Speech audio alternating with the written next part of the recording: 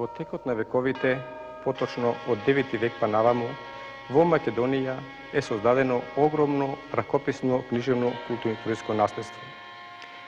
Тоа наследство, мако трпно создавано по македонските цркви и манастири, за жал не останало до наши дни во своето место на настанување и својата количина, туку немилосредно е уништувано во разните војни виори, антагонизам на славенскиот елемент во Македонија и оние што го чувале по разните манастири.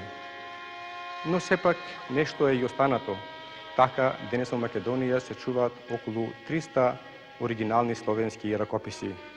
Поголемиот дел, оној што останал неуништен, во текот на 19 век и првата половина на 20 век е разграбен од разните собирачи, патешественици и на народни режими.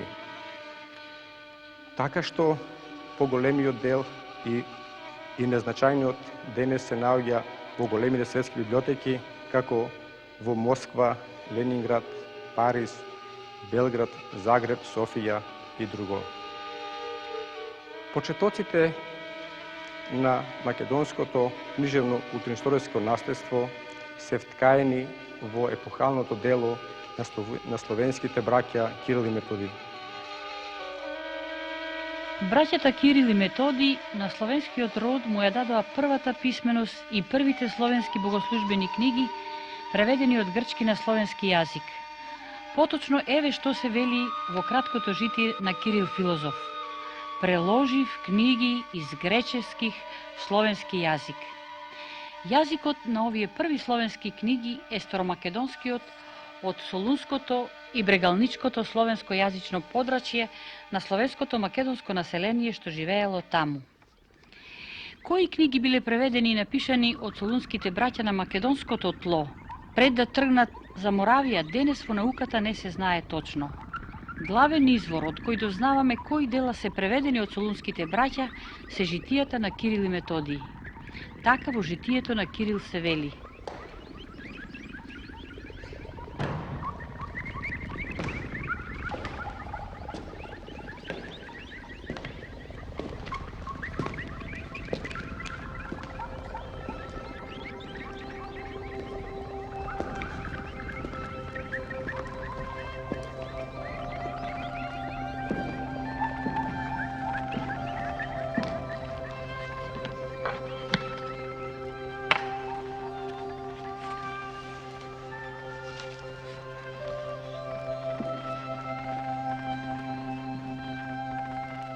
Од исконе бе Слово,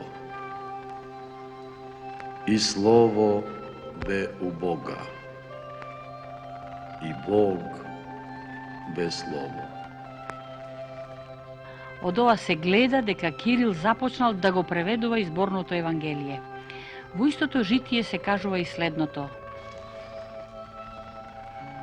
Сиот црковен чин да ги научи утрените, вечерните и повечерните молитви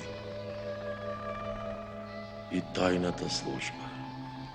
Од ова пак се гледа дека Кирил ги превел најважните и неопходни текстови за богослужбата.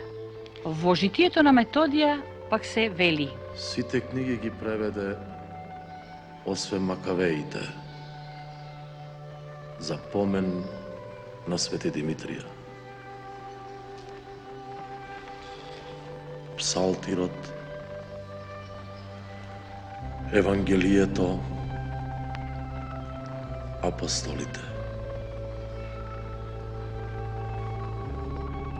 И други избрани црковни богослужби, филозофот ги приложи на црквата. Според ова кажување Методи ги превел сите библиски книги освен Макавеите, и тоа уште од порано заедно со Кирил, и тоа Евангелието, Псалтирот, Апостолот и други избрани служби, како и Номоканонот и Патерикот. Освен на преводите, Кирил и Методиј се автори и на оригинални дела, како што се, например, Песна за Свети Григорија Богослов, Слово за пренесувањето на моштите на Свети Климент Римски и други слова и беседи. До сега не се пронајдени оригинални текстови од Кирило-Методиовските преводи и оригинални дела од тоа време. Најстари сочувани словенски ракописи засега се познати од крајот на 10 век.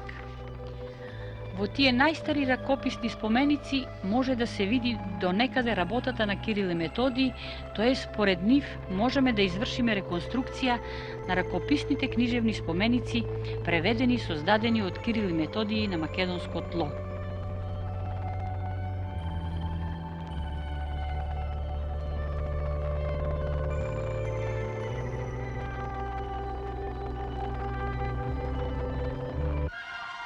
Најизразит продолжувач на делото на браќата Кирил и Методија во Македонија секако е нивниот најдаровит ученик Климент Охридски.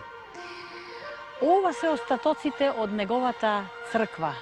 Ова е местото каде што во 9 век делувал и работел Климент Охридски.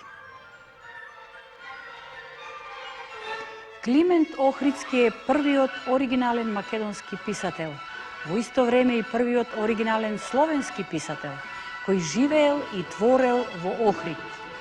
Ова е неговата црква Свети Пантелемон. Еве овде почивале моштите на Свети Климент. Тој е автор на 16 пофални и поучни слова, за кои со сигурност може да се тврди дека се негови, но се претпоставува дека е автор уште и на други 60 творби. Климент Охридски не е познат само по своите дела. Неговата популарност ја стекнал можеби уште со нешто друго, со основањето на првиот словенски универзитет на Балканот, со основањето на Охридската книжевна школа. Од неговата школа произлегле 3500 ученици. Оваа мала армија од образовани и писмени луѓе ќе стане темел за ширењето на словенската писменост, како на тлото во Македонија, така и на Балканот и уште пошироко во сите словенски земји. Како резултат на делувањето на Климент Охридски и на неговите ученици, овде на тлото на Македонија ќе се создадат писмени споменици од изворено големо културно-историско значење. Така, во 11 век ќе биде напишано Охридското Евангелие, а во 12 век Охридскиот апостол.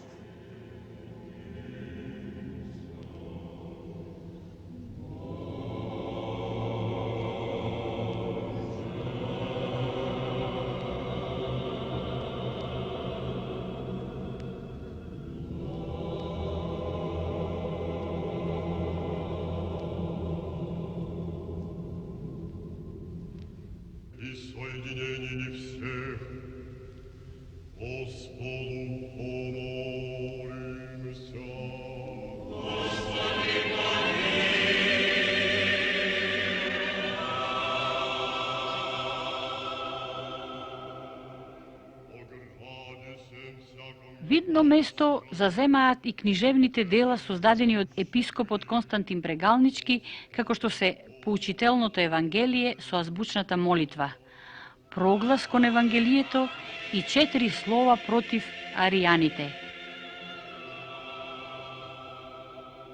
како и творбата за буквите од Црноризец Храбар. Од првите словенски и македонски писатели не се сочувани до денес творби во оригинална форма, туку познати се само преку подоцнежни преписи. Најстарите засега познати зачувани во оригинална форма ракописни книжевни споменици по потекло од Македонија датираат од крајот на 10 и 11 век. Според писмото тие се делат на глаголски и кирилски. Од глаголските ракописни книжевни споменици познати се следните.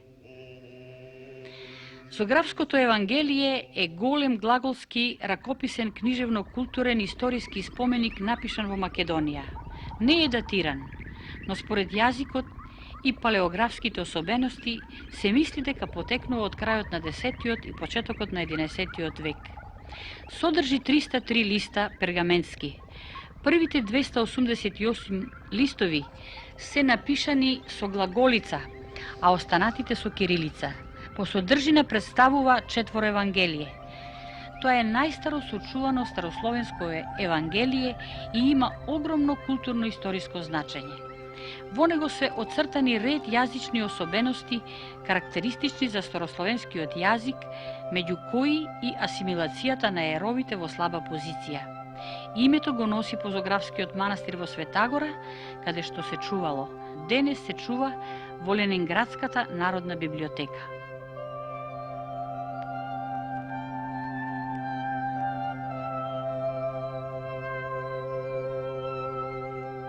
Асемановото евангелие се мисли дека е најубав сочуван старословенски ракопис. Напишан е во Македонија во 11 век.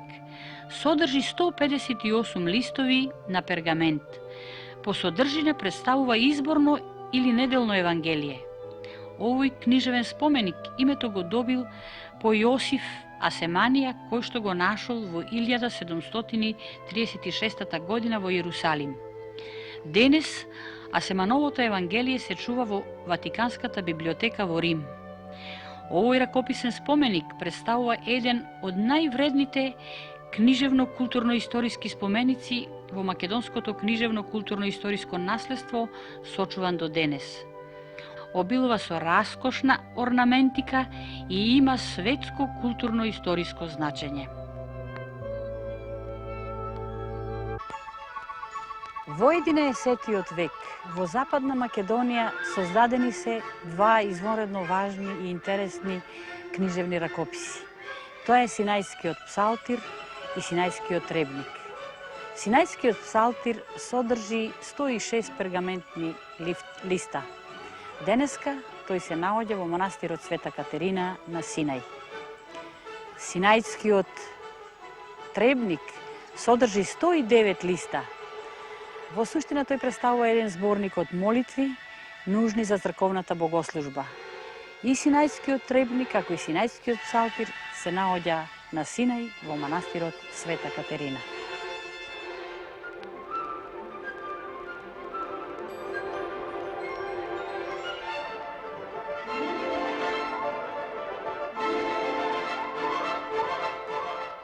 Охридското евангелие е ракопис сочуван со само два листа, напишани во Македонија во 11 век.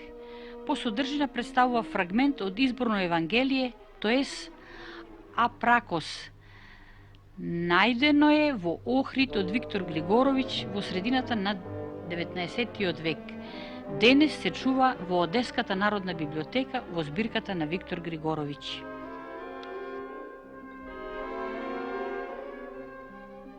Македонските глаголски листови се ракописен споменик сочуван само во 8 листови. Напишан е во Македонија во 11 век. По содржина, тоа се делови од црковни поуки и молитви. Најден е во Рилскиот манастир, поради што некои го нарекуваат уште и рилски глаголски листови. Денес 6 листови од овој споменик се чуваат во Рилскиот манастир, а 2 во Академијата на науките на Советскиот сојуз во фондот на Срезневски.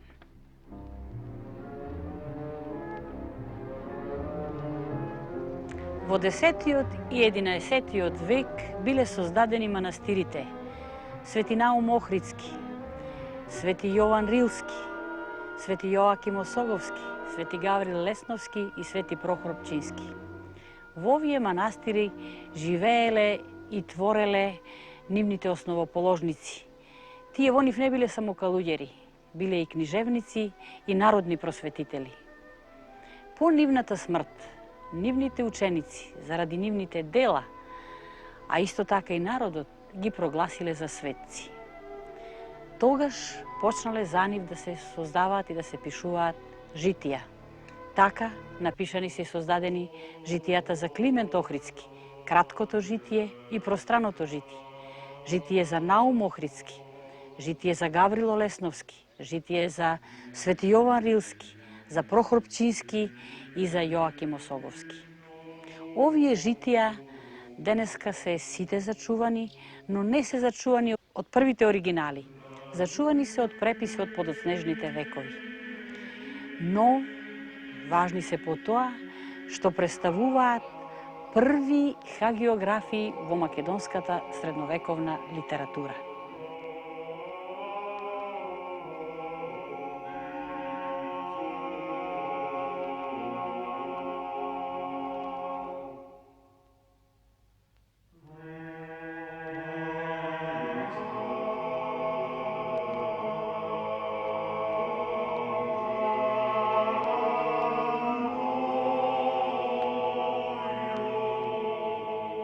Во споредба со зачуваните глаголски ракописи, кирилски ракописи по потекло од Македонија од 10 и 11 век има многу малку зачувано.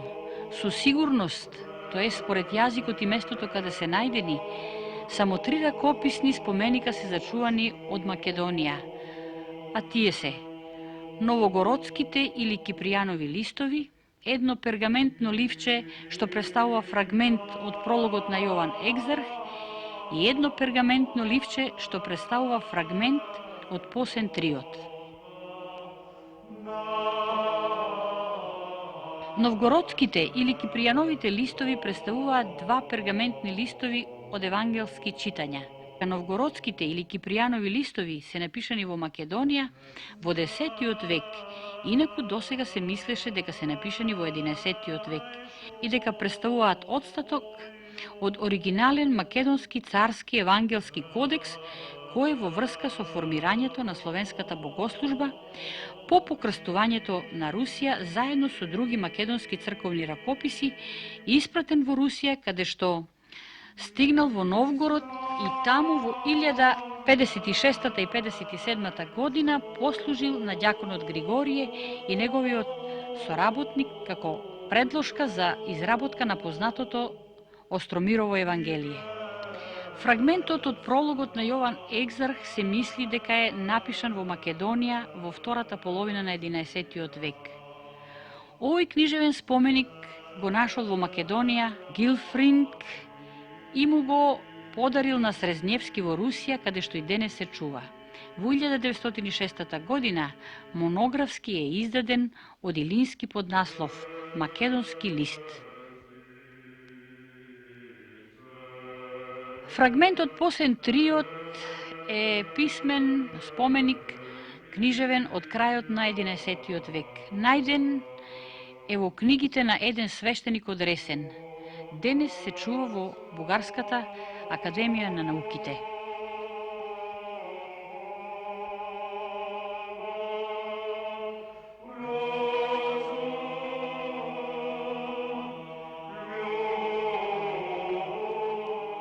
Мал број книжевни кирилски споменици се зачувани од 12 и 13 век, а особено од 12 век. Тоа се должи на политичките прилики во Македонија во тој период, а и подоцна. Како што е познато, по пропаѓањето на Самуиловото царство во 1018 година над македонскиот народ надвисна 200 годишното византиско робство. Византија покрај економски и духовно го угнетувала словенското македонско население, гледајќи во него со презир како на нискокултурна и робска маса.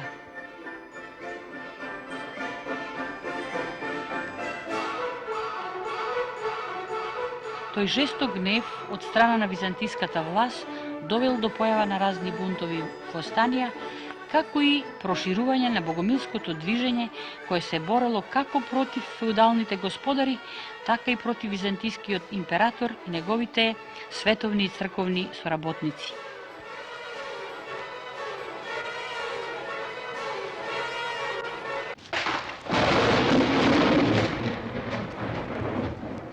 Проширувањето на богомилството ги предизвикало византиските власти да преземат драстични мерки против таквото учење.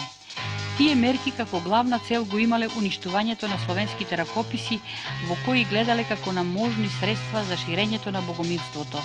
Освен тоа, во своите планови за целосна енлизација на словенското население им пречеле словенските книги, преку кои македонскиот човек Словен ја ширил својата духовна култура. Та општа инквизиција над словенските ракописи го лиши македонскиот народ од огромно културно-историско наследство. Она што е зачувано повеќе е случајно или пак се наоѓало надвор од Македонија, како на пример во Светагора, Ерусалим, Синај, Русија и други места. Инквизицијата над словенските ракописи била најжестока при крајот на 12 век, кога систематски е уништено целото словенско книжевно наследство, како кирилско, така и глаголско. Но и покрај сите жестокости при уништувањето на македонските ракописи, сепак нешто е останато.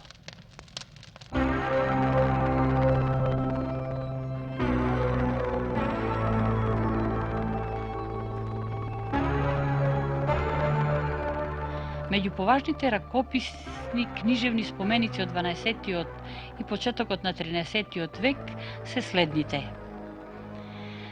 Добромировото Евангелие е од почетокот на 12-тиот век. Тој ракопис денес се наоѓа поделен на две места. И тоа едниот дел се наоѓа во Ленинградската народна библиотека, а другиот во Синајскиот манастир Света Катерина. Добромировото Евангелие се вика според книжевникот поп Добромир, кој го напишал овој ракопис. Самиот книжевник на лист 121 пишува: О благодети Господне, кому се да си ракописание Добромира попа грешника еже преписа и не доконча мало. Битолскиот триот е од втората половина на 12-тиот век. Според записите што се наоѓаат во него, се гледа дека е напишан од поп Георги од село Вапа Дебарско, тоест од граматик Георги. Најден е во Битола, потоа го добил името. Сега се чува во библиотеката при Бугарската академија на науките во Софија.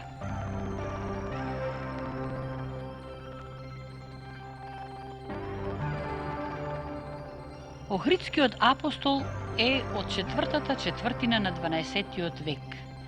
Овој ракописен книжевен споменик го нашол Виктор Григоровиќ во Охрид и го однел во Русија, каде што и денес се чува во Московската државна библиотека Владимир Илич Ленин, во збирката на Виктор Григоровиќ.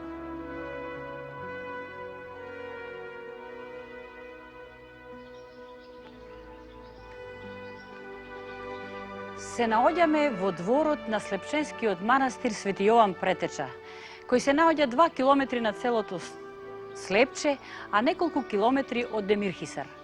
Ова е тој манастир. Овде, во овој древен манастир, со векови живееле и твореле калуѓери, а меѓу нив и анонимни книжевници. Овде, во 12-тиот век, настанати се познатите словенски ракописи, како што е Слепченскиот апостол. Исто така во 12-тиот век овде е создаден и Цветниот триот. Слепченскиот апостол од крајот на 12-тиот век се наоѓа распарчен во неколку места, и тоа во Москва, во Киев, во Пловдив, Ленинград и Одеса. Вкупно целиот изнесува 154 листа. Ракописот обилува со богата орнаментика.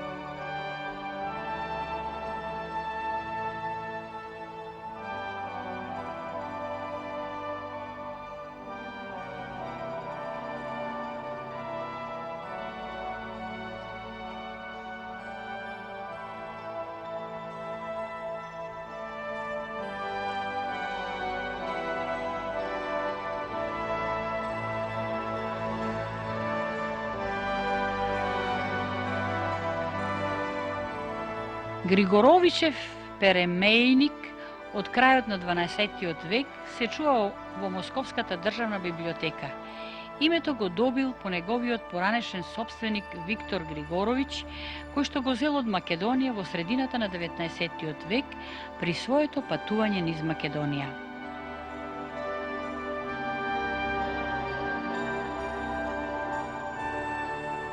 Освен овие ракописни книжевни споменици од 12-тиот век, познати се неколку други, како на пример битолските листови од 12-тиот век, Струмичкиот Октоих и други. Од 12. век па наваму почнуваат поизразито да се оцртуваат јазичните карактеристики од подрачјето каде што се пишуваат книжевните споменици и да се формираат рецензии, тоест редакции, кои што представуваат варијанти на старословенскиот јазик.